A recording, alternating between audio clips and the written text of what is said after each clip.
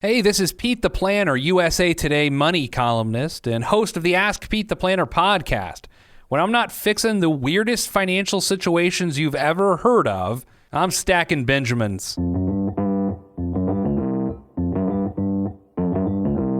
Live from Times Square in the heart of New York City, it's the Stacking Benjamin Show.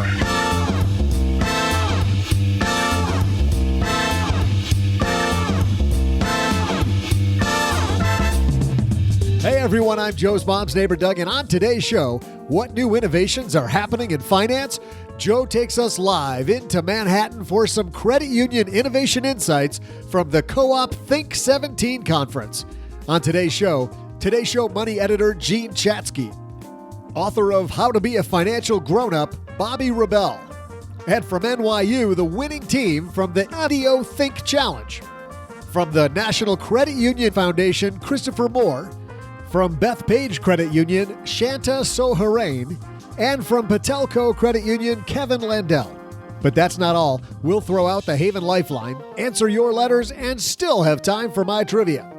Here they are, two guys who work in a basement that never sleeps, except when it's nap time. You gotta nap. Joe and G.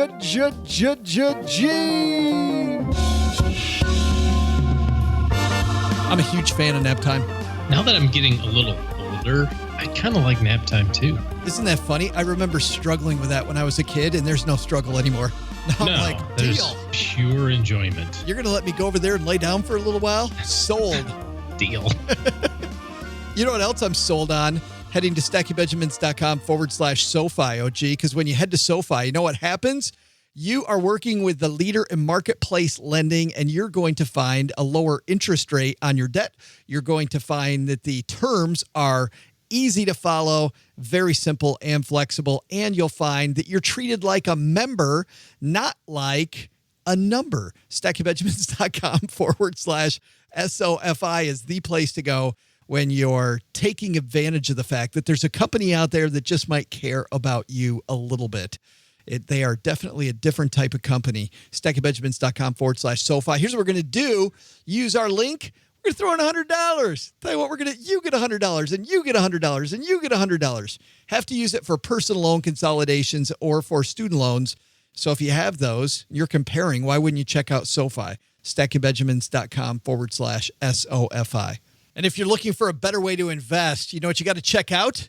Check out M1 Finance, because they've completely rethought how online brokerages should work to make investing enjoyable, convenient, and low cost. I think that's a trifecta, isn't it, OG? I'm a big fan of the low cost one. But convenient is not you at all. No, I like complicated, a pain in the butt, but as long as it's low cost, I'm totally in. Well, M1 gets that checkbox from you. The way M1 works is you build an investment portfolio by specifying what percentage of your money you want in certain types of investments. And after only the couple minutes it takes to set everything up, you just deposit money. It's all that simple, as easy as a savings account. This is cool. So I'm in my account. By the way, I have M1. I need to disclose that. I use it. Cheryl is moving money over there right now as we speak. We have 3 different M1 accounts. Doesn't make it right for you, but it works for us. But anyway, my portfolio is out of balance, right? And all I got to do is I hit this button that says rebalance, and it will automatically put me back where it's supposed to be. I can hit that button. I'm sure Brian Barnes would be really happy over at M1 if I'm just pressing that button nonstop, like over and over. Every minute. Yeah. We're already rebalanced, Joe. No, I'm off by 1/3 of 1/10 of 1%. I got to rebalance again. But that is totally cool the way that M1 works. They'll automate everything, all the buying and selling, to put your money in the portfolio with the correct allocation. They even use fractional shares, so every penny gets put to work, and it intelligently adapts how it directs the money based on market movements. With M1, it's super simple to have your money always invested exactly the way you want. It's a no-brainer to check out for anyone interested in investing. Your first $1,000 in the platform, that's going to be free, and they charge 0.25% for all balances up to $100,000, or only 0.15% if you're over $100,000. Do yourself a favor, check it out on the web at m1finance.com. Actually, you know what? I forgot to tell people, use our link so they know that we sent you, because if sponsor ain't happy, ain't nobody happy. StackyBenjamins.com/M1finance, or you can download their slick mobile app on iOS or Android and tell them that we sent you. Just tweet to them, M1 Finance, be invested. We're going to get invested in some stuff I did a couple weeks ago, OG. I took the recorder and I left the basement, jumped on a jet airplane, and I flew to this city called New York. Have you ever heard of it? I'm aware of there being a New Amsterdam. Is that the same place? It is. They changed the name recently to New York. Okay. You might not know that, but it's exciting because the whole conference was about digital transformation. And that's actually why I wanted to cover this conference so much. It's the Co-op Think 17 conference. A lot of people that go there from credit unions that I talk to, you get invited to how many conferences a year? People kept telling me. At least one. People kept telling me this is their favorite. And I got to say, it wasn't even directed at me. It was directed at credit unions, a bunch of top credit union people there talking digital transformation. And the language they were using, OG, the stuff they talked about, it was fantastic. So let's get into it.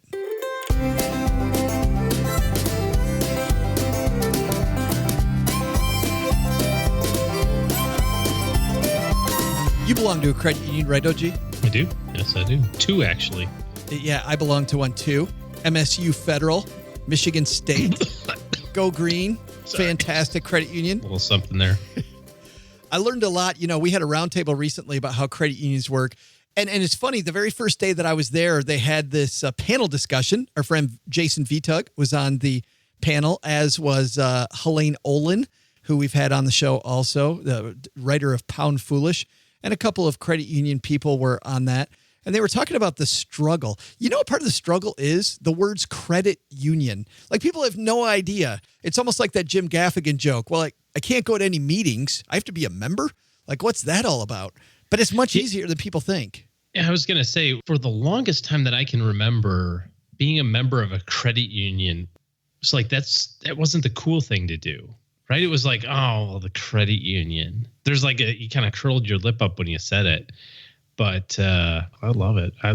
I told you it's fantastic. You walk in there and they recognize who you are, and at least they may not know who I am, but they have seen me, so that's nice to get a warm smile and a cup of coffee, and I don't charge anything for fees and that sort of stuff, and take care of things easy. And if you need money, they give it to you. It's fantastic. Let's be clear here. Credit unions do have fees, but I get what you're saying. I understand. Yeah, no, I know they do. Well, of course they do, but it's a nonprofit, right? And so I was joking with the person. I got a car loan recently, right? We talked about this before, and I was joking with the gal when I was over there because I was getting $2 bills, and it's immaterial. It's the reason why, but nevertheless, we're talking about how I've got a checking account and the savings account, and the kids have accounts, and the mortgage is at the credit union, and the car note's at the credit union. And I even have a credit union Visa card. And I said, you guys own like just everything in my life. And she said, that's where we've got you. And I said, well, my plan is to pay off the mortgage a little early. And she said, no problem. We're not profit. So we'd love to have you pay off the house early. That was some of the discussion they had. Is the reason so many people don't know as much about credit unions is because their marketing budget is much smaller than a bank's is. Yeah, than Jamie Dimon's. Yeah. Right. Slightly smaller. I can understand Well, that. and the reason is because the board, because it is a nonprofit, they look at every expense and say, is this a good use of our members' money? And not that shareholders don't do the same thing, but when members are shareholders, when they're the same exact person, it's run a little differently. So to set the stage here, I talked to Samantha Paxson. Samantha is the Chief Marketing and Experience Officer for Co-op Financial Services. They're the group that put on this conference. And she told me about innovation and where credit unions and, frankly, in my opinion, banks, but where everything is headed and where credit unions have to be. Let's listen. So I'm speaking with Sam Paxson, who's the Chief Marketing and Experience Officer for Co-op. How are you? I'm great. Happy to be here. Well, and we're just getting started here, so I thought this would be a great way to begin the show. Tell me what we're doing here in New York City, because this is fantastic. Well, we are here at the Think Conference, which is all about the evolution of mission-driven financial services. And this week, we're focusing on digital transformation. everything in business is really talking about digital transformation. We've got AI, we've got data, we've got bots, we've got all kinds of things upending business as a whole. And credit unions are our primary audience for this, and they are wanting to see how can they shift the way that they deliver for consumers to really continue helping them in their financial lives while also being super relevant to deliver like companies like Amazon or Apple.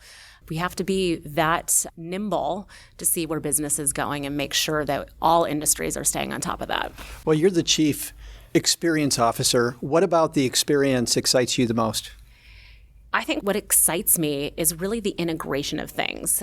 When people think about technology or think about digitization, they often think about their phone or an end new product or some new mobile app. Right. That isn't really what that is anymore. It's more integrating all of those different endpoints so that it is like air for the consumer. So how the way that you would manage your money on a weekly, monthly basis is kind of difficult today. Sure. You aren't thinking about each end piece of technology. You're thinking about how it all works together to add more value to your life.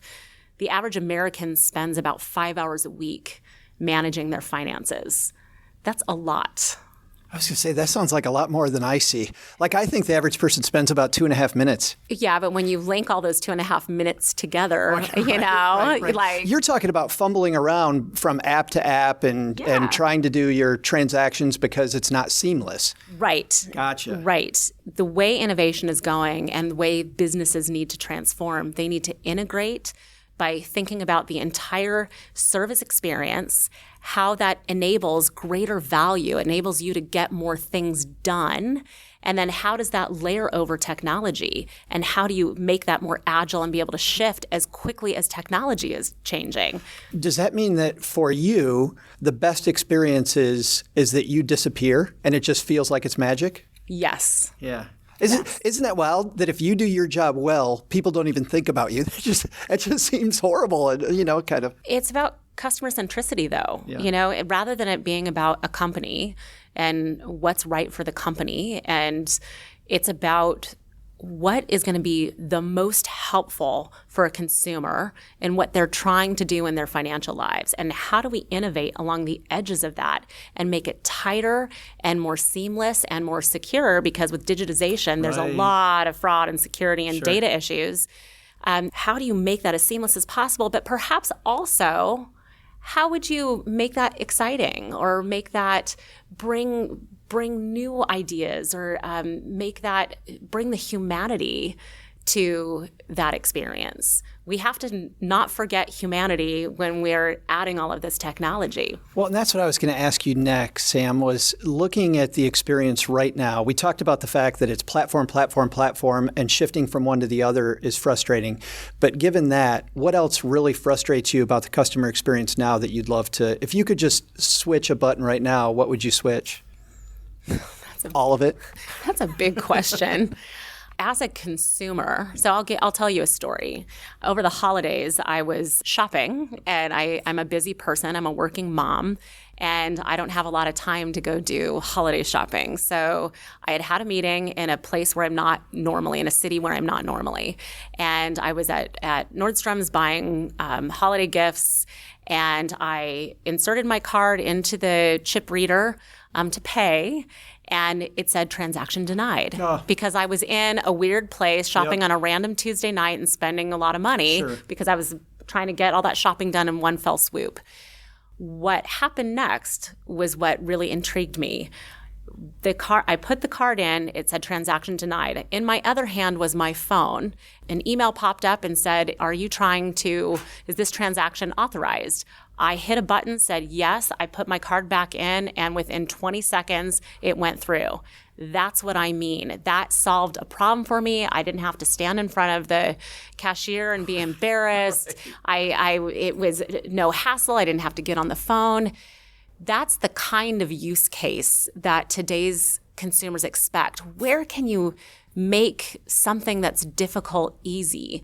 I want to be protected. Sure. That almost turns into an experience that I appreciate. Thank you for just making sure that this is the right transaction. You were protecting me, and then you made it super easy for me to spend more money. So, okay. So I think that those are the kinds of things that we as people expect today. And I think that card provider probably said, well, we'll make it as easy as possible for this customer to shop. So that's in just that use case. But there's so many different ways that people pay, engage with their finances, save, think about money, look at their credit, look at investing. It's so broad. Right. How do you help bring that all together for people that are so busy and have so many other things in their lives going on? How do you add value there? And I think that's what the opportunity is within the entire financial services space. And at Co-op, we're really helping the credit union community. We have 3,500 credit unions that are part of our network, and 60 million consumers. We are helping them be able to live their mission of helping people in their financial lives, but deliver it in a way that's really technology based and really progressive and forward thinking. Thank you for hanging out with us for a few minutes. It's my pleasure. Thanks to Sam Paxson for hanging out with us for a few minutes.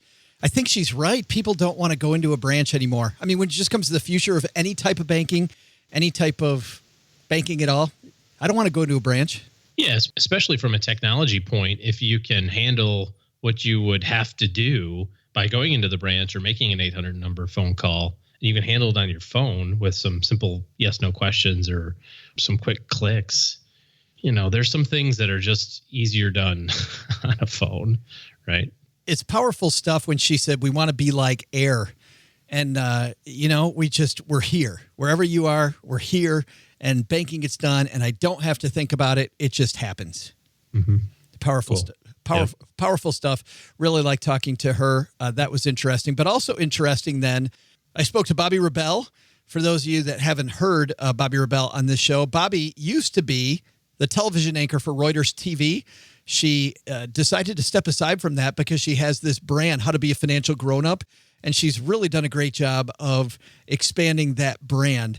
And Bobbi was the moderator for the first full day of the Think conference. And she talked to me a lot about some of the disruption, the digital disruption going on in banking right now. And I found this fascinating.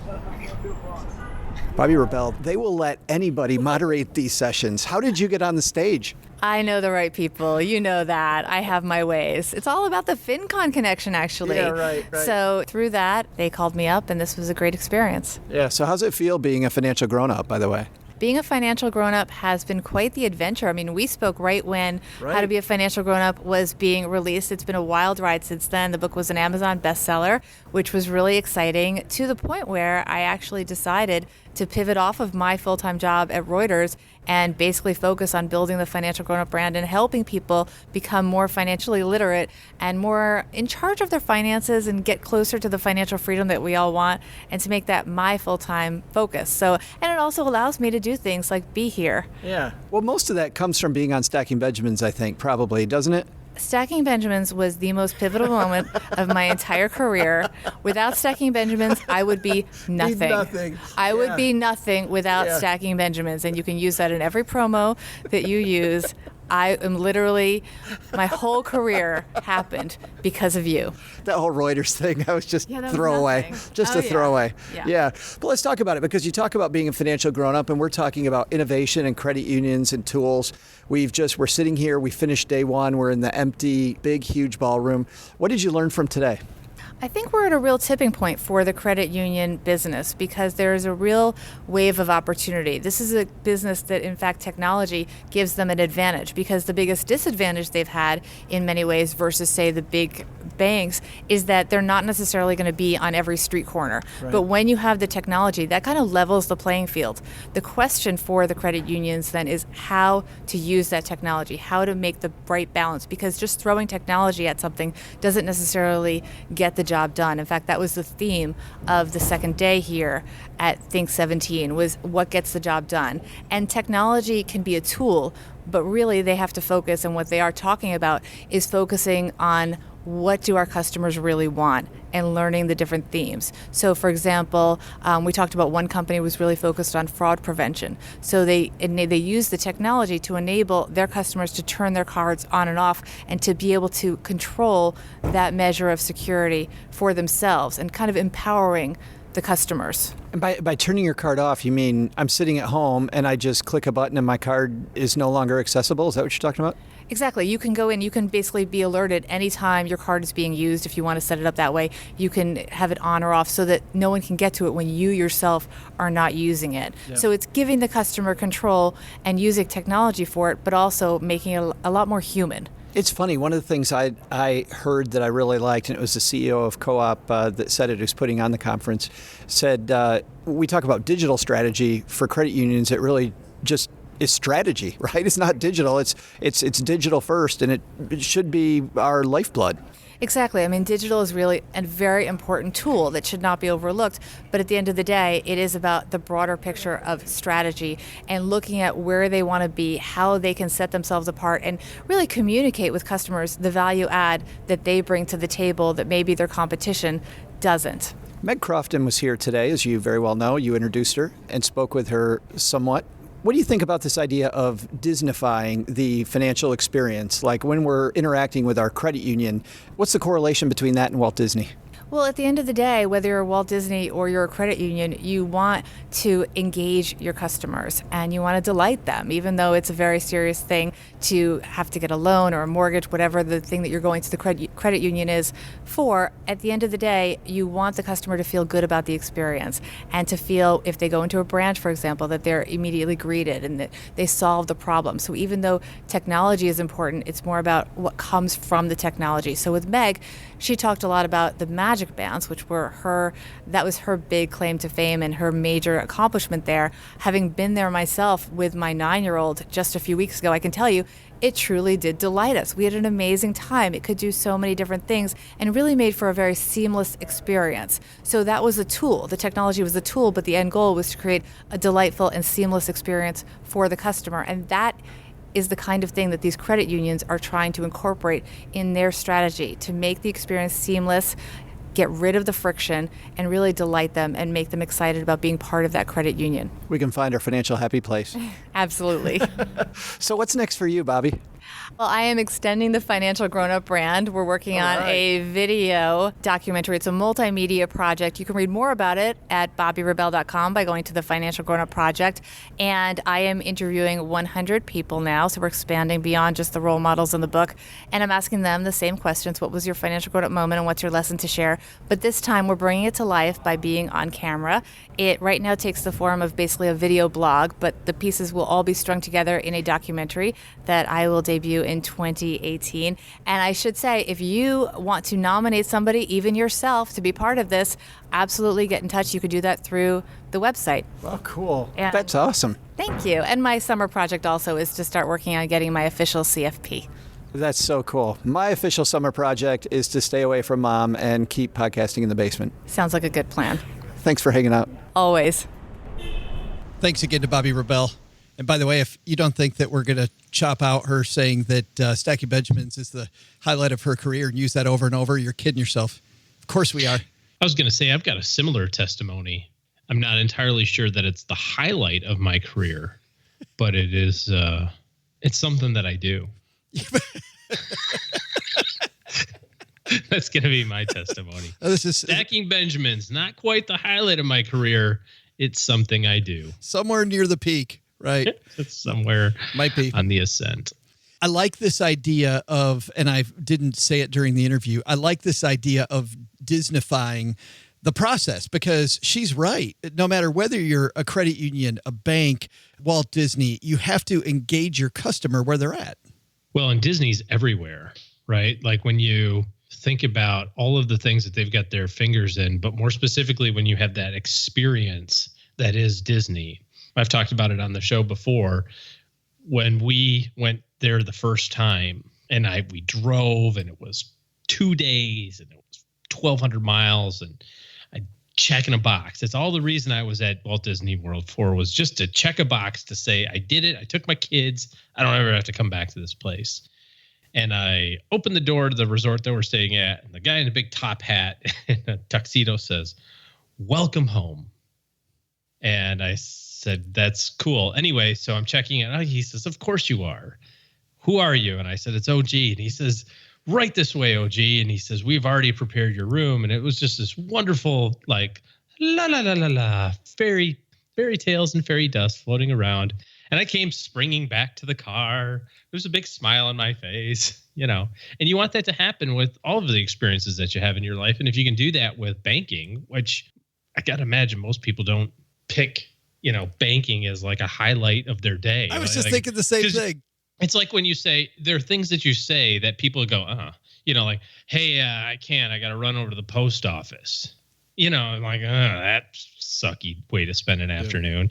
You don't usually say, "Hey guys, I'm headed to the bank." Woohoo!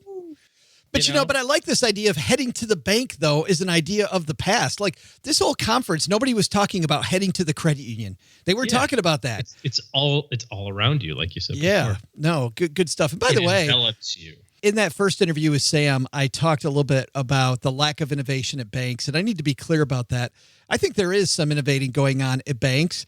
I just think, going back to the interview we did with Carol Rellini, that banks are built on, and I believe what she said, banks are built on the backs of their poorest customers so they can give big discounts to the really rich customers. I mean, don't get me wrong, that's the way that the world works. But it's frustrating, and banks own the marketplace. And so when I say there's a lack of innovation, I don't mean no innovation going on at banks. There certainly is some, but the space is not as lively as I'd like it to be. Let's move on. My next discussion might have been my favorite of all because there was a competition that has happened over the last few months, and a group called IDEO got together with Co-op, and it's the IDEO Co-op Think 17 Challenge, where they challenge different groups to innovate in a specific area. And because everybody's looking at millennials, they wanted to look at groups over 50. And how can you help groups over 50 do something? And 5 students from NYU were one of the winning teams, and I got to talk to these students and talk about a great group. Well, let's have a listen. One of my favorite things I've seen so far here at Think 17 is the Think Prize Challenge. And we have Joanna here from OpenIDEO. Joanna, how are you? I'm doing great, Joe. How are you? I'm awesome. Now that I'm talking to you, because this is really cool. We have some special guests here with us who we'll introduce in just a second. But first, let's talk about the challenge. How does it work? Sure. So the Think Prize was a partnership between OpenIDEO and Co-op Financial Services and MasterCard. And our topic was financial longevity. So we put out a question to a global community. It was, how might we create financial services and products that support the dreams and obligations of those 50 and older? And so we led a global community through a 3-month process of research, ideation, refinement, and then top ideas. And you have people from all over the world. Yes, from 60 different countries. Really exciting. Uganda, Patagonia, all kinds of places. Yeah. Were you surprised by that? We do have a global community on OpenIDEO, so I think for better or for worse, I've kind of come to expect it. We'd kind of take it for granted, but it's always different depending on the topic, right? So we get global perspectives on, financial longevity or whatever the specific topic is that we might be focusing on, and that is always fascinating and always brings new perspectives to the table. Well, let's talk about this particular topic, because we do fintech on our show all the time, and every fintech thing we do is geared toward millennials, it seems like. Why did you go the other way? Because everyone's going towards millennials. And there is, aging is being redefined, right? We're living older longer. And 50 plus is now this moment of opportunity. And it's, we might have kids, we might have parents, we have a lot of responsibilities and a lot of things to take care of. But in some ways, too, life is just starting. And I think that's a new definition that I came to understand as I worked on this challenge. Was I became excited for 50. I was like, wow, I can start a new career when I turn 50, or, hopefully I have some resources saved up and can make even more choices kind of down the road. And so we wanted to focus on that moment and provide financial services and products that, really reflected those dreams and obligations. How many winners did you have? We had 5 top ideas. Awesome. Yeah. And we're joined here by Lillian, Kathleen, and Flora, who are part of your team of 5, right, Lillian? We are a team of 5. We are all grad students at NYU, focusing on digital design and product development. So how did you decide to get involved with the challenge? Our challenge started in a design thinking course that a few of us took together, and our professor showed us the Open IDEO website and encouraged us to participate in the challenge. And we had several brainstorming and ideating sessions, and then we came up with this idea, and we all loved it, and we ran with it, and now we're here today. Before we get to the idea, Kathleen, let's talk to you. Designing stuff for people age 50. None of you are 50. You're looking at 50 and older. How challenging was that? It was very challenging to begin with, but when I started thinking about people who are 50 plus, then immediately I thought about my parents. And I thought, well, what do I want to design so my parents can have an easier life? Now they're taking care of my grandparents, they're taking care of me who's still in school, and one day I'll be that 50 plus people. So what do I see in my future, and where do I see myself? So what type of research, Flora, did you do before you came up with the idea? When Lillian talked about the fact that you had brainstorming sessions, I'm sure that included some research. We did some primary and secondary research. We did a lot of user testing. So that's the majority of where our research came from. Any surprises about people 50 and older that you didn't expect? One of our teammates, Adish, discovered that there is a large dating population, or like for 50 plus. But I think that was the funnest thing that we found out in regards to technology. But for me personally, I thought it was very surprising to me that it's only going to get harder.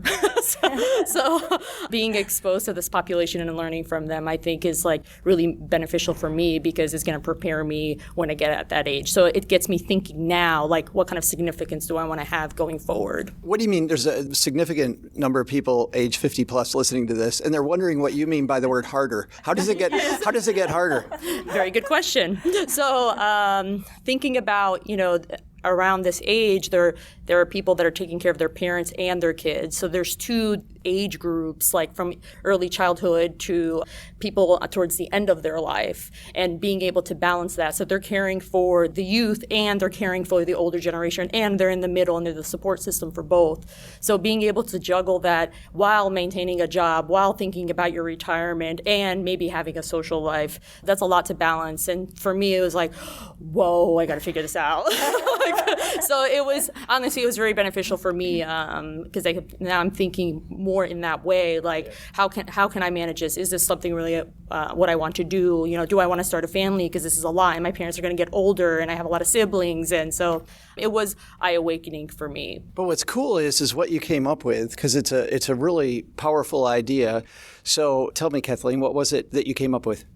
We actually had a few pivotal moments that now our service is called Build Your Business, which is a service toolkit that we designed for credit unions so they can help the people who are 50 plus to, achieve their lifelong dreams and aspiration by maybe starting something on their own. Because from our research, we found that 50 plus is just another beginning. People want to do something a little different. People want to finally start fulfilling their dreams. That's so exciting. So Lillian, when it comes to people 50 plus starting a business, how do you help them?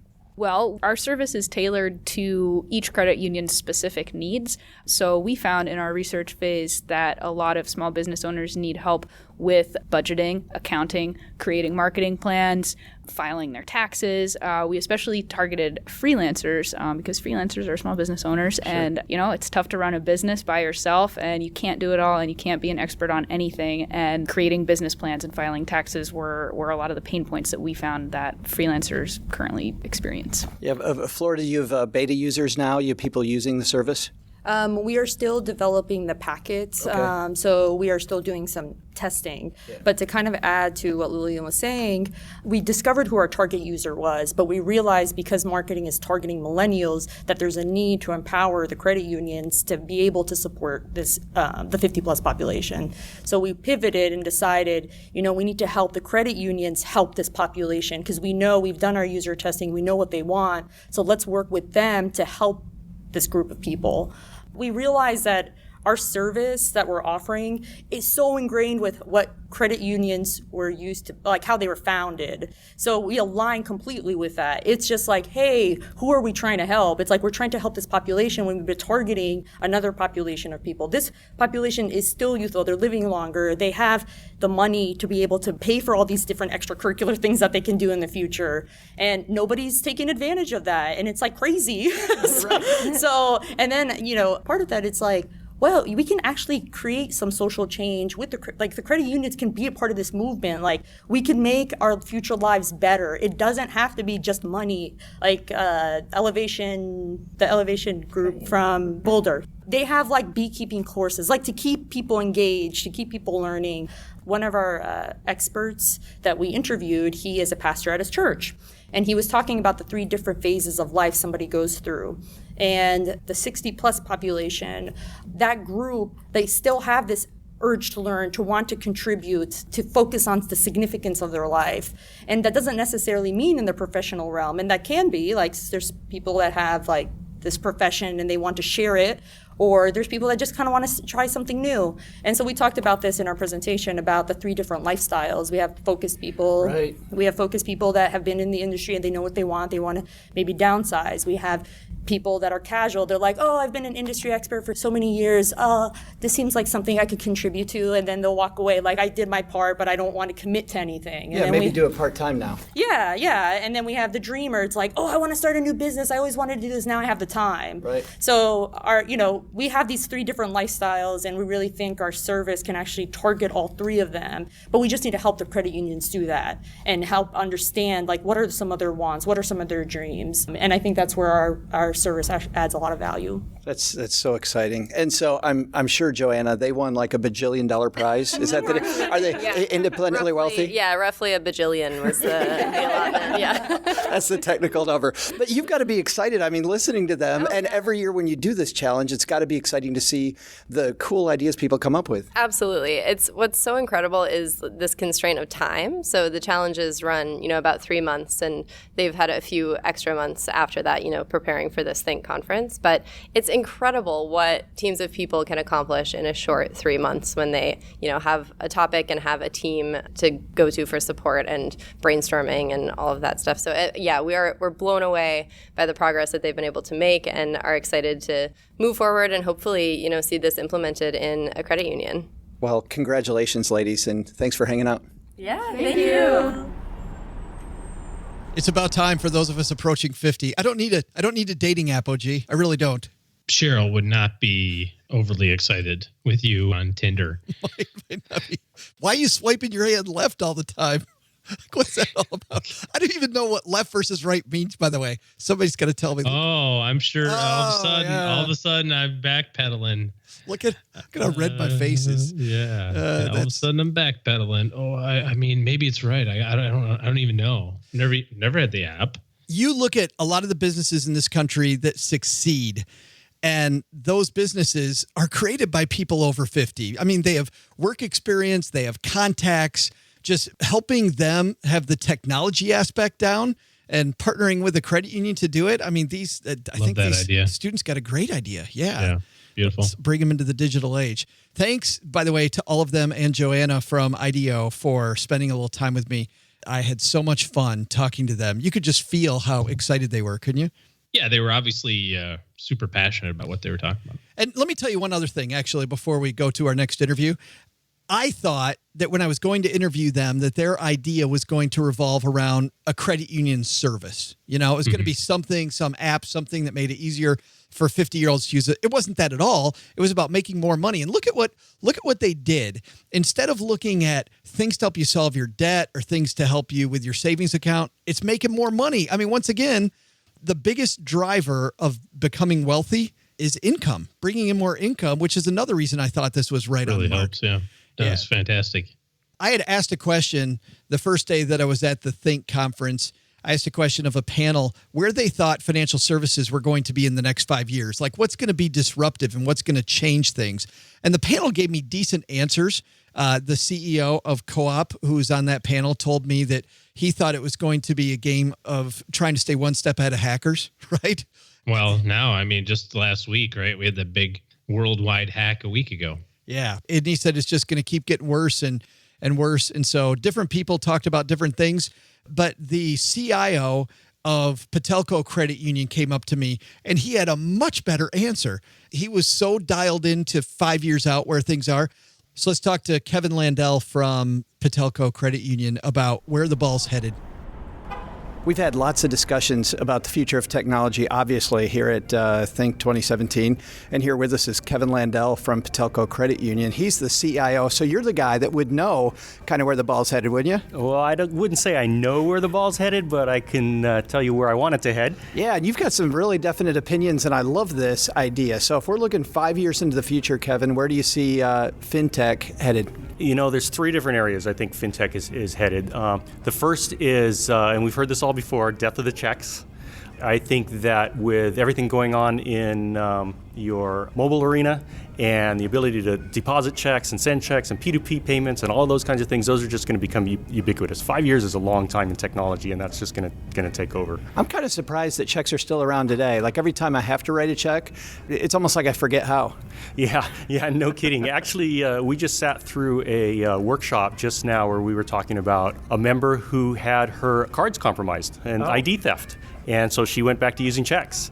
And some of the things that we were talking through in terms of providing solutions for her were technology driven, like alerts and those kinds of things. Sure. And some of them were just straight ahead education that checks are not necessarily going to be more secure than your digital. Right, yeah. So real interesting. What else? A couple of other things, but I think the biggest thing that's going to move the needle in the short term, and particularly between now and 5 years from now, is going to be AI and the ability to really understand behaviors. And we've talked about big data. It was kind of the big hype for a little while, but really it's about understanding behaviors based on that data, and AI is going to be tremendous in that.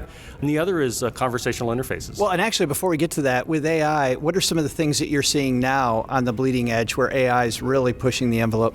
Two areas. One, back to fraud, understanding exactly what someone's behavior is so you can find something that's outside of the ordinary. Mm-hmm. And the other is opportunities. So especially for credit unions, it's very important for us to help our members improve their financial lives, to identify places where they could perhaps save some money for the short term or for the long term. And part of that is understanding their behavior so that we can give them opportunities where those pop up. Almost like so your credit union knows sooner than you do where the opportunity is. Oh, certainly. Both where the opportunity is and where the potential fraud is, because half of our job is helping our members get ahead and the other half is helping them not become a victim as well. Yeah, but you had a third big one. Yeah, you know, I think that's the victory of mobile payments. Right now, mobile payments are just hovering around a very low percentage of members who are using those, or the general population, not just members. And I think there's lots of different reasons for that. One is that it's knowledge about what it is. There's actually still some people who think it's not secure, but primarily I think it's a chicken and egg problem in terms of the terminals that accept it and the merchants who are for it or against it and what's available on your phone. But 5 years, again, is a long time in the technology time frame, and I just think that mobile payments, or let's call them virtual payments, are going to become much more ubiquitous, and that leads back to the first one, the death of checks, and lots of other things. We're already seeing that, by the way. It seems like in Asia, you see that a lot. Mobile payments much bigger there than here. Oh, yeah. In Asia, in Europe, UK, mobile payments are really, really huge. And it's not just mobile payments, but it really is sort of the whole virtual payments. The whole idea, if you take the payments and you take AI and you put them together, the whole idea of money movement is going to move from the idea that am I making a payment or am I making a transfer? Am I doing a P2P or am I doing an ACH? Those are just crazy things to ask someone to go through. They just want to pay somebody, right? I don't care what the system is. Yeah, exactly. And so it's going to be one of those things where there's going to be a convergence, and it's really just going to be money movement. And I'm going to be able to, through AI, through understanding my behaviors, and through understanding conversational interfaces, I'll be able to say, pay bill. And that'll be able to pull up information about the last bill I paid, or perhaps my friend bill, and send either a P2P or send a bill payment I, as a consumer, don't really care. I just want the money to get from point A to point B. And so I think the technologies are really going to be there sooner than you think to be able to do that. It sounds like that Jerry Seinfeld joke where, the pilot's telling the whole cabin exactly how they're going to get to their destination. And Jerry's like, as long as we end up where it says on my ticket, I really don't care where we go. But I have a question for you, which is that back in December, we talked to Patrick Kelly, who does a lot of the apps and a lot of the technology for USAA. And he was talking about the death of the app, that really this idea that we have 50 apps on our phone is going to go bye-bye. You're in a similar position with the credit union. Do you see the same thing? Do you think that apps are, going to have a death over the next 5 years? Wow, I have never thought about that in that way, but I think that is exactly right. I think apps are a solution for a problem that was provided today. Right? Apps are something that came out with the iPhone as a new way, a new paradigm of doing things. But I don't know about you, but I've got 3 or 4 pages of apps on my phone. And there's always this debate about, do you do your own app? Do you do a branded app? Do you do a suite of apps for your financial institution? And, I think that he's really onto something there. I like this idea that we've heard here at Think, which is that instead of making your customer come to you, you guys at credit unions are really talking about just being where your customer is. And I think that's a powerful thing. Oh, yeah, absolutely. And again, your phone is where you are, so your credit union should be where you are, and that's in your pocket. And, in 5 years, is that an app? Or, again, is it just a conversational interface? I should just be able to, through whatever Siri or Alexa there is in 5 years, to be able to just say, move my money from here to there, pay whomever from here to there, or, invest my money so that my kids are safe and able to go through school. Now, Patelco Credit Union, where are you guys at? Boy, where are we at? So I think we're actually beginning that journey right now. We are actually doing some pilots with conversational interfaces, chatbots, and AI. With a company, I'll call them out, Actionable Science. And that's pretty interesting stuff. We're doing a little bit of pilots with our branches and trying that out to see how that works. We are investing heavily in what we call omnichannel, which I think is the new buzzword. It means many things to many different people, right? To us, what it means is the ability to do digital delivery in a way that's seamless for our members. So that means that if a member is coming to us for a product or a service, no matter where they start or where they end, they can take any path in between, and one of our team members will be able to help them. That's so cool. Kevin, thanks for the time today. Oh, it's been my pleasure. Thanks. I am with Kevin. I think, really, when you hear him talk, you wonder why checks are still around. I think I've written like 2 checks in the last 2 years. Why are checks around? It is amazing. Hey, Mom's got some lemonade on upstairs, OG. You and I are going to stretch our legs. And Doug, let's get some trivia. Let's have a trivia break, OG. Hey everyone, I'm Joe's mom's neighbor Doug. Here's the question. Which president signed the Federal Credit Union Act? Think you know? We'll find out in just a moment.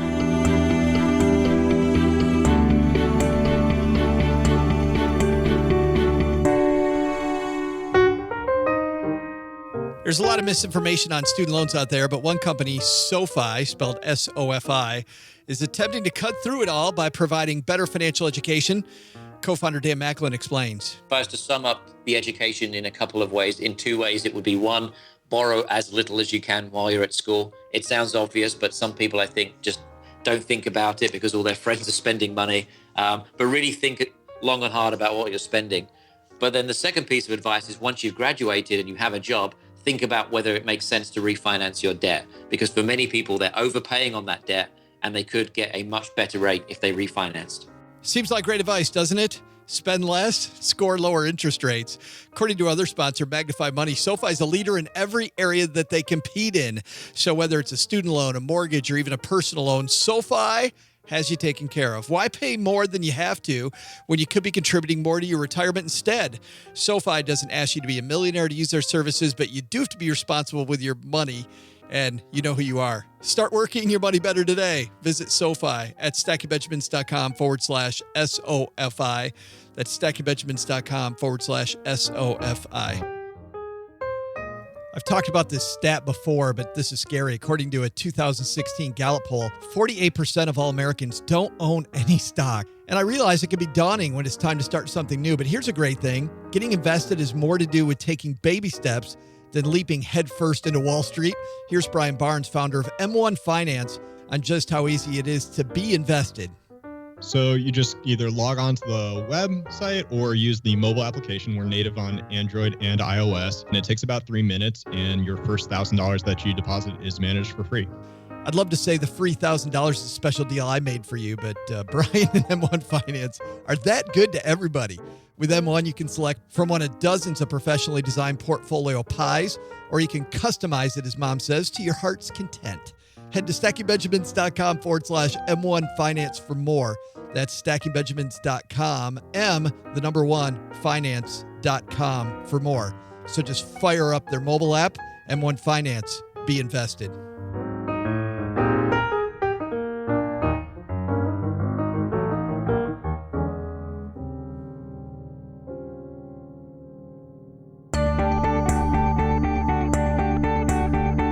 Hi, everyone. I'm Joe's mom's neighbor, Doug. Here's the question again today. Which president signed the Federal Credit Union Act? The answer? President Roosevelt signed the Federal Credit Union Act in 1934 during the Great Depression. What also was interesting to me was that credit unions seem to be this collective of lots of groups helping groups. So when you walk into a credit union, your interface with a credit union, you're seeing the front line. But like the IDO Challenge winners, they're helping people through their credit union, but they're not actually working at the credit union. And a group that we talked to, a nonprofit group called the National Credit Union Foundation, they provide services to credit unions. We caught up with Christopher Morris from the National Credit Union Foundation. Let's listen in. I love coming to conferences because you meet all kinds of interesting people. And I have one here with me now, Christopher Morris from the National Credit Union Foundation. Tell us a little bit about what the foundation does. So the foundation in the credit union space, we're basically the national charitable arm for credit unions. CUNA is the trade association, and we're part of CUNA. We're basically their charitable arm for credit unions. So we give grants to credit unions. We have programs for credit unions, basically giving credit unions and credit organizations the tools to help their members. Well, let's talk about that because people listening are members. What are some of the tools that you provide that people maybe are surprised that credit unions actually do? The biggest thing we do really to help credit unions is financial education. And that's a big differentiator between credit unions and banks. Is credit unions do financial education just because it's in their DNA. They don't have to do it, but they do it because they're different. They're nonprofit cooperatives. So we provide them a lot of resources like BizKids, which is this national PBS television program that teach kids about managing money, made from the people who did Bill Nye the Science Guy. So that's something we helped fund. We basically got credit unions together and said, hey guys, we have to do this. We raised $14-something million to get on TV. Season 6 will be coming out next month. It's award-winning. So that's something that credit unions can leverage. And, it's on TV and branded to credit unions, but credit unions could use it in the schools and boys and girls clubs and children's hospitals and whatever and teach kids about money. Like, that's just one piece. Which is awesome. Let's talk a little bit about the conference and about this idea of innovation in digital. We've talked a lot about that this week. What excites you about where credit unions are going with their digital message? Yeah, with the digital message, that's something we spend a lot of time at the foundation talking about. It's interesting because, while we are not, I don't work for a credit union, I work for a credit union, charity. Right. So I'm listening to a lot of these sessions just from a different point of view, but so much of it is applicable just in terms of, you think of your website, you think of just, again, we don't have members that we work with directly, but, obviously we have users that will use our website, that make donations, that use our products, that use our toolkits and everything. So it's made me even just rethink, okay, oh, wow, we need to spend more time making things seamless and, the user experience being 100% better. It's got to be like Amazon, yada, yada, yada. So it's fascinating to kind of, even, again, I don't work at a credit union. I'm still probably taking just as many notes as these other people. Me too. Even for our show, I was telling someone I've taken so many notes about doing Stacking Benjamins better, just based on what I learned here. So that's awesome. What's coming up now for the Credit Union Foundation, Chris? What do you guys have on the docket that's exciting besides the stuff for kids that we just mentioned? Yeah. So aside from BizKids Season 6, that's the big thing. We're also doing a huge grant project with a number of large credit unions. With this company it's not a company, nonprofit, CFSI, Center for Financial Services Innovation. I think I got that right, out of Chicago. And basically helping credit unions, credit unions do all this amazing work. but it's helping them track like the financial health of their members. So it's cool. So using basically benchmarks to say, okay, our members are hurting in this area, our members need help in this area. So it's almost a way of them to measure, okay, is this actually moving the needle on, getting them out of poverty or getting them, improving their assets and the wealth and stuff like that. So we're working with a bunch of credit unions to kind of beta test this, and hopefully by the end of the year we'll say, hey, we have all these benchmarks to credit unions. Now you could actually see like how you're moving the needle on helping your members, and here's how you can even make more of a difference using like data. Right. So I mean that kind of relates to this conference. It's talking about data and tracking, and it's surprisingly a lot of credit unions are doing all these amazing things, but we're not really stepping back and be like, okay, is this working? Is this making a difference? So well, and there's something else. Even when it is working, credit unions don't have the marketing budget that banks have. I mean, one thing that hit me hard was because credit unions have members, the board says, is all this advertising serving our membership well? Right. Yeah. 100%. Yeah, good stuff. Well, how do people find out more about the National Credit Union Foundation? We're on social media, obviously, at all the places, mostly ncuf.coop. And also, if you work for a credit union, you can check out our podcast, which is Murmurings, and that's also on our website. Awesome. Yeah. Yeah, Chris Morris, thanks for hanging out. Of course.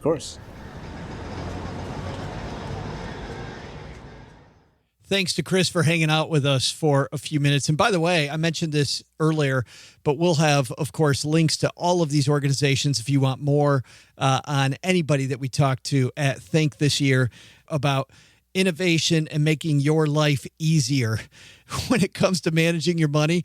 We'll have those in our show notes at stackingbenjamins.com. I don't think this next person needs any introduction, so we're not going to give her one. This was the moderator for day 2. Check this out. And we're here with the moderator for day 2 from Think 17, someone that you've never heard before on the Stacking Benjamins podcast. I feel like she's my new BFF. Gene Chatzky, how are you? I'm good. How are you? We're not in the basement. I know. What are we doing here in New York? It's such a nice place. It is, but it doesn't compare. No. I mean, no shag carpeting. No, I don't want to insult your mom. Right, that's right. So let's talk about this conference, though. The language that we're hearing from credit unions this week at Think, isn't it? It's powerful. It's really powerful. I mean, it's nothing new to me. I've been in and around this space for a long time, but this idea of a digital transformation has been our focus today. And there are a number of credit unions that have gone through the process already and are continuing to iterate, and they're helping bring the others along, which is just fabulous. Let's talk about maybe a couple of the stories that you've heard today. What was really powerful that you saw on the main stage today as you were moderating?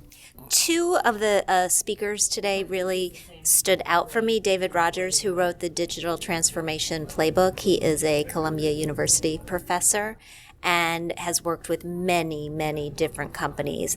What I heard from him, and again reiterated from other people, is the idea that this is not about technology. It's really about figuring out what the problem is and then how you're going to solve it. And technology may be part of the solution, but you've got to work the problem first before thinking about getting your brain tired with all the technology that you have to deal with in order to get there, because it may require very little in the way. Yeah, so we don't end up with a bunch of technology that nobody's going to use exactly. then. Yeah. Exactly. And he also really talked about the idea of testing a lot of things, throwing a lot of spaghetti against the wall to see what sticks, and failing fast. I think that's good. It's funny, you and I talking about money all the time, just in personal finance, that makes sense, because I feel like people are afraid to fail.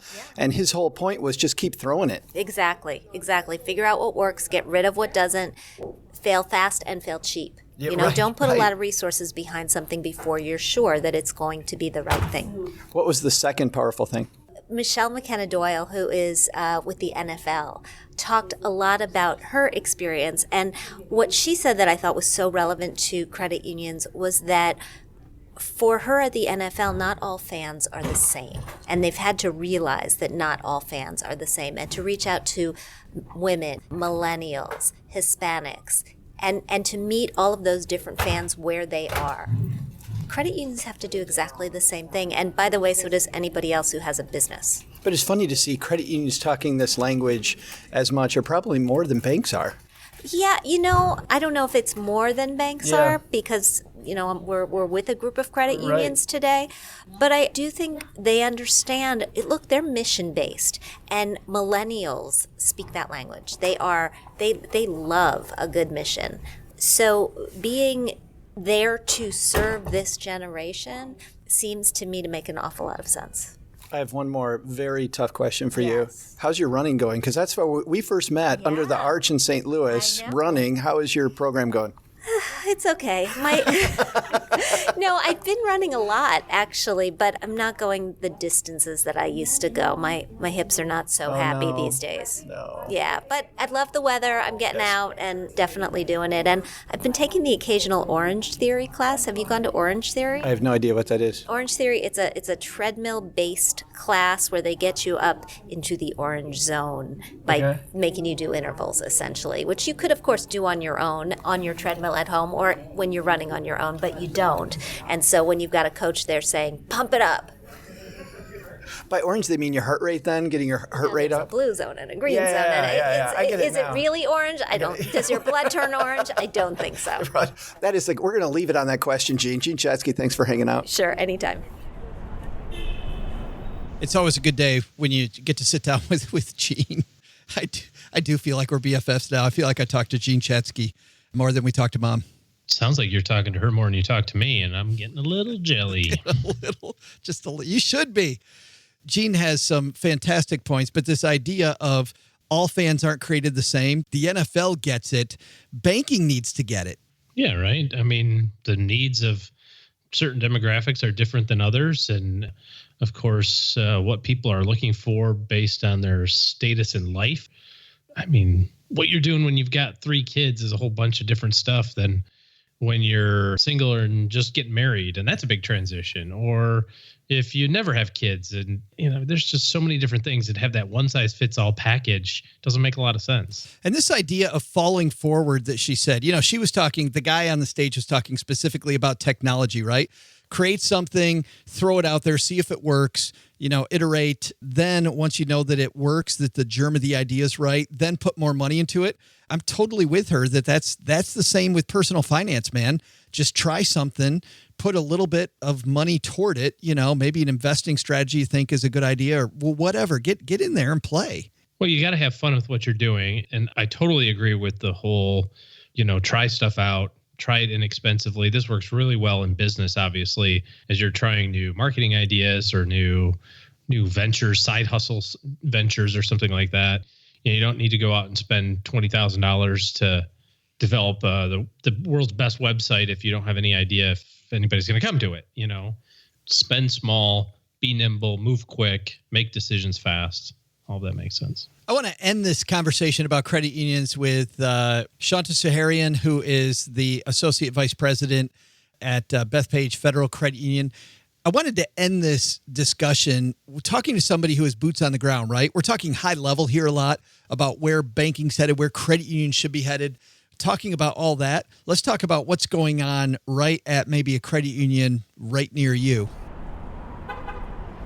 Part of the fun of being outside the basement is the fact that we get to talk to people in these beautiful places. We're looking out over Times Square right now, and I'm here with Shanta Sudarain from Bethpage Federal Credit Union. Shanta, it's funny, we've talked to a lot of people about some great innovative stuff and about the 30,000 foot level about credit unions becoming more innovative, but you're the boots on the ground person, right? So what is it that you guys are doing at Bethpage that you're really excited about when it comes to digital innovation? We are currently transforming our online banking platform and mobile to a space where it will be intuitive to the members, a seamless experience from one platform to the next with the help of Co-op and Alchemy. That will give us the ability to make sure that their current data moves over seamlessly for that new experience. It will be a new look and feel, but we want to make sure that experience is seamless for our members. A lot of our speakers have talked about that, about being like air, right? Wherever your member is, that you're there. So you talk about this new experience. What does that mean? Define that for me. It will create an omni-channel experience for our members. So there's not signing on to one system and not signing on to another system. It will bring everything together. We have other applications where they have to download several separate apps. Bringing this into this new platform, we'll be able to move CardNav, which we offer, into this application, move travel notification into this application. So it'll be a very omni-channel presence, which will also look to bring down to a level with our branches so the members can experience the same, whether it's offline or online. Nice. And regardless then, I guess what you're saying is whether I'm paying my car loan or if I'm working on my checking account or balancing my budget, whatever it is, it's right now it sounds like those are kind of separate channels and you're bringing it all together as one? Yes, exactly what you said. Yeah. If a member calls their contact center and they start an interaction there, the tellers or anyone else can be able to see that interaction and be able to read the notes and identify where the member left off. So that will be a good takeaway for that with this new application. So you'll know everything about me then. That's kind of creepy. Yes. It isn't creepy at all. So for your credit union, what have you gotten out of the last few days? We're meeting here on the last day. My head's so full of a lot of cool ideas, but someone like you, I think you're looking at the things here that are usable. What are you going to take away from Think 2017? One of my biggest thing, what I got over the 4 days, is to bring this back to see how we can collaborate more. There are still some silos, in my opinion, but how we can bring it down to that level where we engage every area down to the lowest level of the organization. From top down, we have that happening today. We have the synergy, but I think we can do much more in that area. Yeah. Anything in particular that would excite members that you're thinking about? Having that conversation, connecting with the members more. You know, today we tailor to their individual needs. We don't just sell for the heck of it. Our tagline is we care about what you care about. We enrich our life. Our vision is to enrich our members' lives. We do that with our strategic pillars that we have. We start with the employee engagement, then to the member experience, to digital, and then to which will lead to growth. Those four are critical to our strategy, that it gives us a bigger picture for the employees engage. Happy employees equals happy members. Yeah, I heard that over and over, that if your employee ain't happy, ain't nobody happy. Like at our house, if mom ain't happy, ain't nobody happy. Thanks a ton for hanging out with us, Shanta. Oh, you're welcome. Anytime, please reach out to us. We're on Beth Page. And one thing I would like to add, we had an opportunity last year where we acquired a credit union that gave us the ability for anyone in the United States to open an account. You know, there's many times people say, well, what is a credit union? How do you join? It's not about being a member. It's not getting a membership. Anyone can just open an account with $5, and if you don't have that $5, we will fund it. That's funny. That's a whole different conversation, because another conversation we've had is people don't realize how easy it is to join a credit union. Yeah, I have no idea. Thanks a ton. You're welcome. Thank you, Joe. Thanks to Shanta again for taking a few minutes to talk to me. You know, it's funny. She's talking about the user experience and about redoing their whole platform so that people have a unified experience, no more multiple logins. It's just kind of funny. On one end, they're talking about this really high-end stuff, right? Not having checks anymore. On the other, credit unions are coming up. Like you know what I mean? You see this funnel that they're working through to get where they need to go. A lot of moving parts, right? There's a lot of moving parts. And, you know, getting the public involved whenever you change something is so difficult. But, man, I just like where all of this innovation's headed. Big thanks, by the way, to people at Co-op for having us come out to cover the conference. I was so excited. I love talking technology, as you know, OG, and it's just exciting to see the future and where this whole ball is headed. I was very tired after 4 days. I have to tell you, I was incredly tired. You came and visited me for the evening, so I can attest to that. On your way back through town. To my flight, what a nightmare there. So let's throw out the Haven Lifeline, OG. Let's get back to business. How about that? Okay, I like that. We're going to tackle some of life's, or rather life insurance's most important questions. Our friends at Haven Life Insurance Agency, they're disrupting. We've been talking about disrupting all day. Haven Life is disrupting the life insurance industry by focusing on what you value most, your family, and your time. And that's why they've created a high-quality, affordable term life policy that you can purchase entirely online. Qualified healthy applicants can even skip the medical exam. Head to stackingbenjamins.com/Haven Life now to get a free quote and to learn about life insurance the modern way. Not just a free quote. I like how they look at how much insurance you need, about how it's a range, not one set number. Yeah, it's not going to be a specific number, right? Because there's a lot of variables that come into the life insurance calculation. And today we're throwing out the lifeline to Anonymous. Why do you name your kid Anonymous? Just to have a whole bunch of weird spellings of that for their whole life. That's a tough name. What up, Joe and OG? I just acquired $200,000 from a private estate my uncle left me after he passed away. I'm 22 years old. I live on my own. I work full-time as an auto mechanic, and I love it. In addition to that, I'm going to school full-time studying automotive as well, and it's funded completely by scholarships. However, I'm hesitant on what I should do with an amount of money like this. I know it's not a lot, but I want to start considering what I could do to make some smart decisions with this amount of money. This is a broad question, but what would you recommend? Thanks. Is he asking other than lottery tickets and smokes? What will we do after that? I mean, casino, obviously. Sure. Dude's trip. I mean, you got golf, you got the casino thing, beach house in Cabo. This is the best question to ask because whenever anybody gets a windfall, when I see it, and I'm painting a broad brush, but you and I both seen people get a windfall and immediately they do the dumbest thing ever with the money and it's gone and they regret it later. Oh, yeah. I mean, gosh, I've seen that happen more than I've seen this question happen. Right. Yeah. I mean, by a factor of like 5 to 1. And I think there's a lot to do with it because if it's not yours, there's a different attachment to it. You know what I mean? That's just, I don't know. I don't know if there's an emotional reason behind it or something like that, a maturity issue or something, but I've seen it happen a million times where it's like, well, this wasn't my money anyway. It was Uncle Bob's money. So whatever, you know? Yeah. It's don't do that. Yeah. Be a good steward for this money. And so what a great question. So OG. So he said, how old was he? 22? 22 and wants to do the right thing. My first feeling is do nothing at first and give yourself the time to really plan and think about it. Cause too many people get sucked into the wrong thing. Well, I think that's a really great observation. And you see this happen with professional athletes too, or at least you read about it more often than not, where all of a sudden there's this huge windfall and now all their buddies come out of the woodwork, right? All of a sudden I want to buy a new car and a new house and a house for mom and a house for grandma and all that stuff. I like the fact that he put himself in here as anonymous. Smart choice. Yeah. I wouldn't tell anybody that you got this money. Yeah, I wouldn't tell anyone.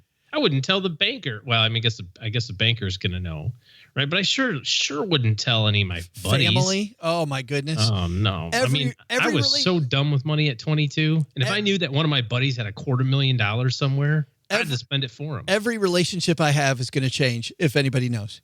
Oh, ridiculously so. I like what you say there. You know, you can hit pause. There's nothing that you got to do that's so important. You know, depending on how the money is, right? Like if it's an IRA or something like that, there may be some things that you have to do in the next 6 to 12 months to handle that correctly. But assuming that it's like a check and somebody hands you a check and you put it in your bank account at the credit union, obviously, I wouldn't do anything with it for a while. This is where people get in trouble, right? They get in trouble because I'm going to open up a yogurt stand. You know, I'm going to give my buddy some money for his business, you know, all that sort of stuff. This is where I think it makes the most sense to keep it completely simple, right?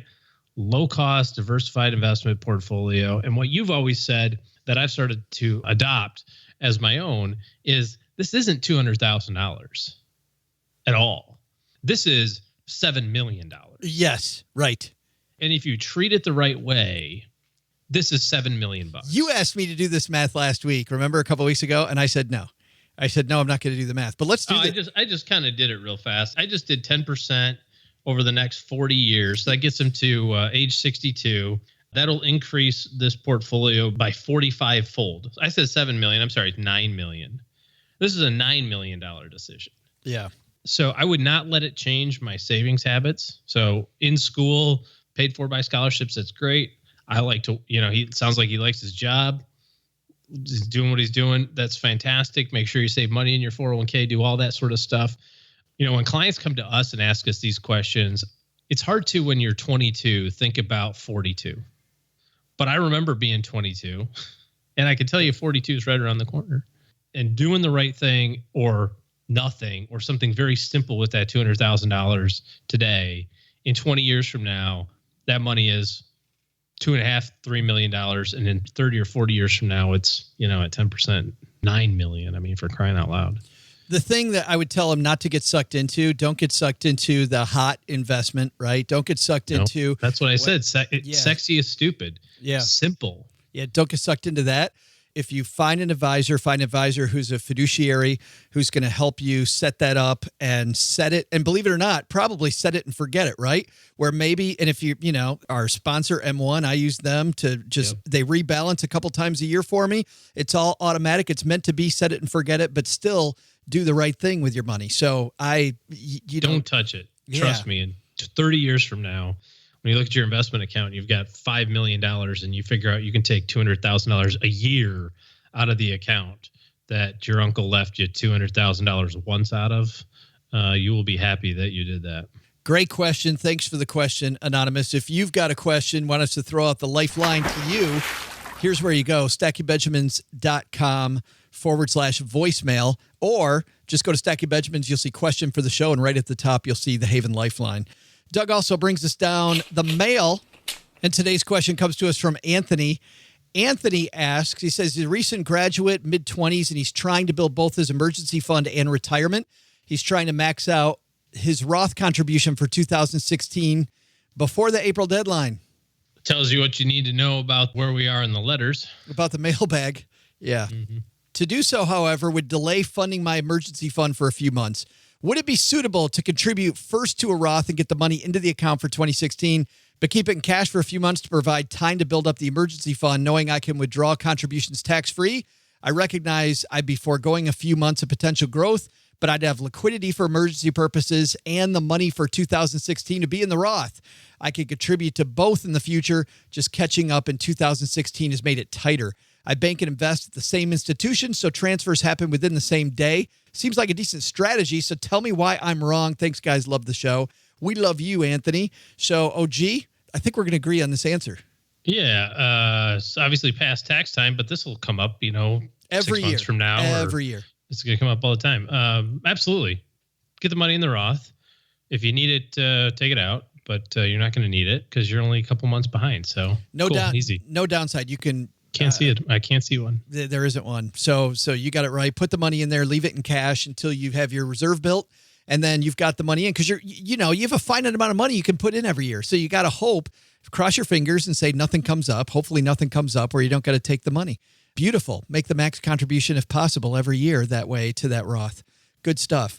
Thanks for the question. If you've got a question for the show, once again, the Haven Lifeline, definitely the way to go. You have a shot at getting there before the deadline. You could also send your tax 2017 questions now.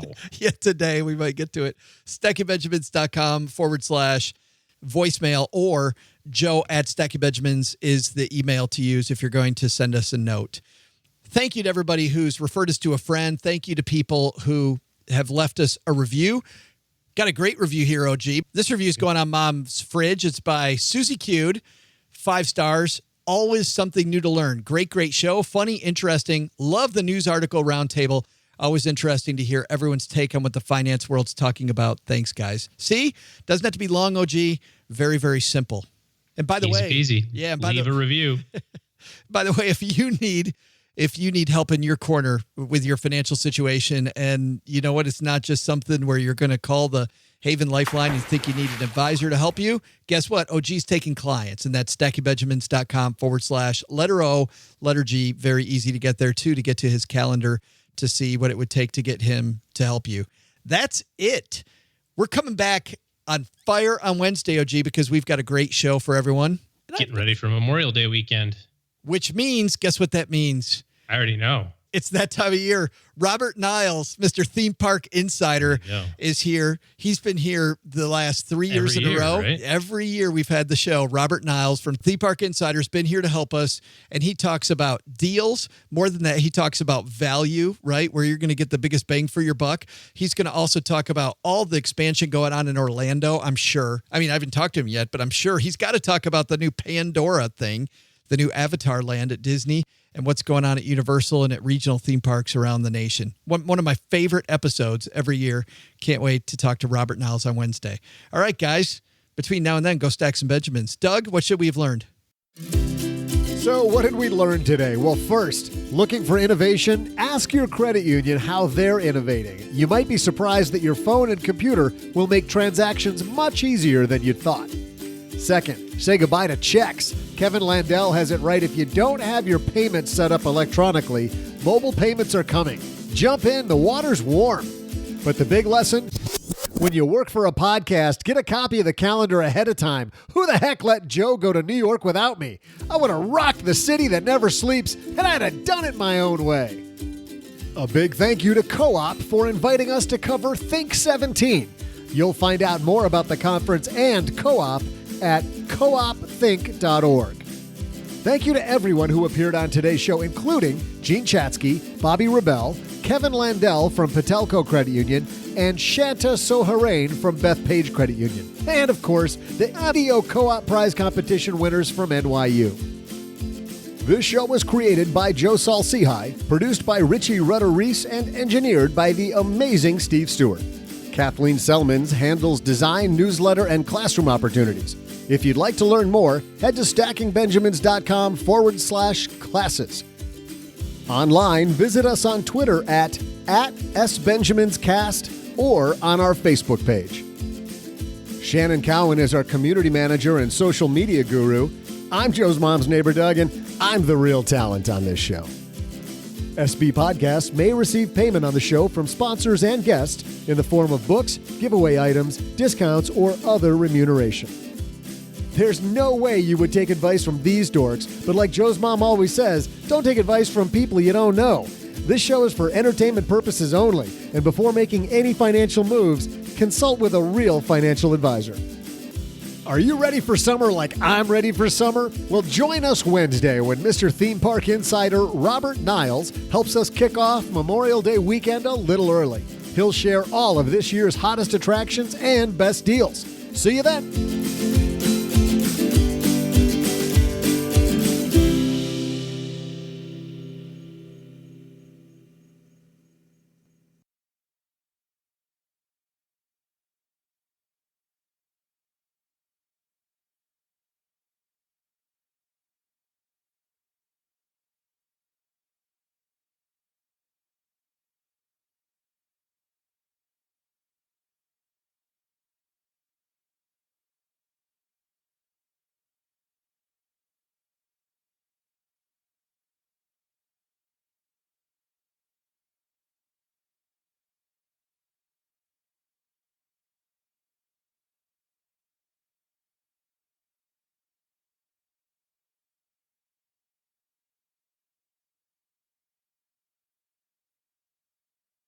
It has been forever since you've reviewed a movie. Yeah, well, I don't have a lot of free time. I'll tell you. I have work, and more work. You're going to talk about two movies. One that we'll talk about in a minute called Hacksaw Ridge, which came out this last year. And this other one from 2014, which oh gosh, it's that old. I'm way behind. We reviewed this on the show a long time ago, but let's talk about it. This will be great. This movie was called Fury, starring Brad Pitt and a bunch of other people.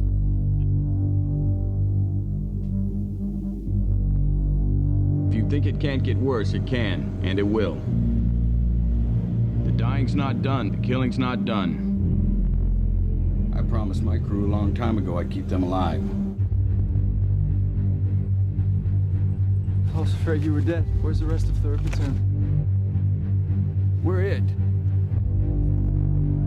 Sergeant Collier, I'm your new assistant driver. Tank school?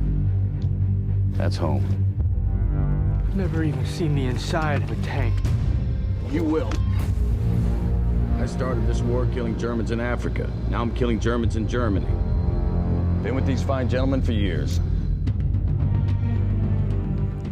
They're headed into German territory, OG. The tank called Fury, says Fury right on the main cannon coming out of the tank.